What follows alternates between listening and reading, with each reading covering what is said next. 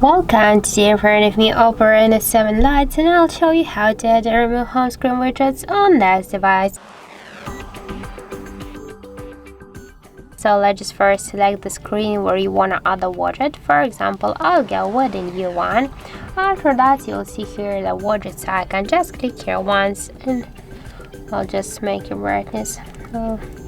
So after that, we can see here all the available widgets application which widgets we can add. So for example, here in the clock app we can see 3 different type of the widgets. Here we can see that the calendar has just 2 widgets, the month view and the schedule, for example. So let's just add the schedule. So just hold it and drag it, for example, to this position. Then just click here to done. Now we can see that the widget successfully added here on our device home screen. We can change the size of the widget. Just hold it for a while, and after that we can make it smaller or bigger by this way. We can also move those widgets here on the screen. Just hold it and drag. By the same way we can move it between the screens. And also we can create a new screen with a widget. As you can see, that's so simple to do.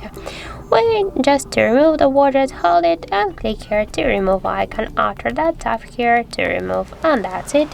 So thank you for watching, and if you find this video helpful, don't forget to leave a like, comment and to subscribe our channel.